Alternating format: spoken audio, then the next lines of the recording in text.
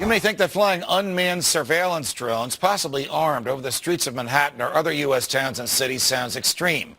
You may think that it sounds like another step in the path to tyranny, where you have to close the blinds every time you hear the whine of a drone whizzing by your apartment, or you have to wear a hat to shield your eyes from the prying eyes above. The New York City Police Department disagrees with you. Spokesman Paul Brown says about putting drones to work in New York, quote, "We're always looking at technology. Drones aren't that exotic anymore. Brookstone sells them." Drones are no big deal, right? Our next guest and your host profoundly disagree. Welcome back to former Texas judge and still media superstar, our good friend Catherine Crier, author of the great new book, Patriot Acts. Catherine, how close is the police department of the city of New York to sending unmanned drones down the streets to watch people in their homes or on public streets and sidewalks? They're not only close, and I don't know to the extent New York City is using them, but they are being used not to protect the border, but in cities all across the United States. And not only are they surveillance vehicles, but they are militarized. In other words, they are weapons. And if you look at the manufacturers of the drones, they are lauding the fact that these are tiny little surveillance and weapon vehicles. So it's a dual service that we need to be worried about. I want to put up on the screen a photograph of a street corner, 11th Avenue and West 26th Street in New York City. It's not very far from here.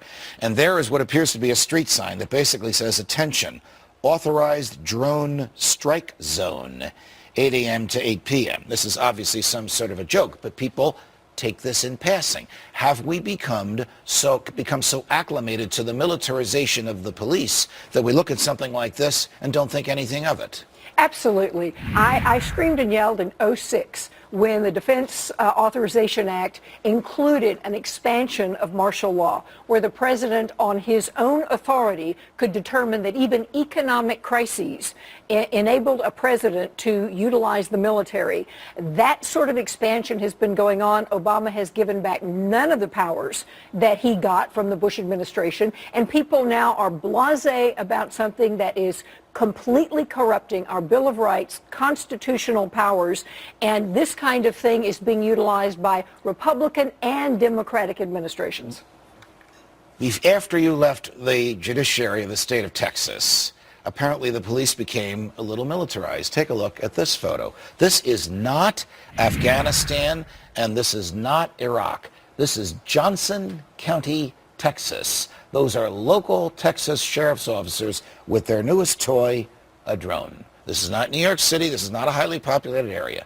What would a county in Texas that covers mostly the desert need with a drone? Well, there's a great story out of North Dakota, which corresponds to this Texas photograph, where they were utilizing it to chase some guys who apparently had stolen cattle. Now, there was some allegation that they were part of a kind of a right-wing group that opposed the government, but they literally sent out the drones to find these guys. Complete domestic problem, legal problem. This was not that long ago.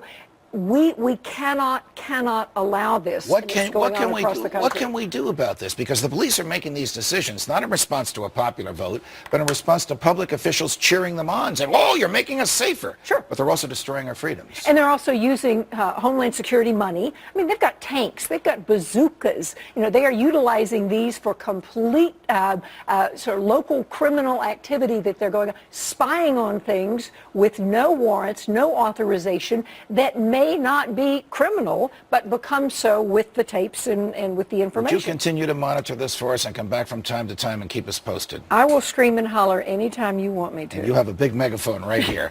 Catherine Crier, always a pleasure. Thank you for joining us. You ready for this? Why watching whales eat could get a marine biologist 20 years in prison and more insane violations of human liberty by none other than the government created to protect your freedom.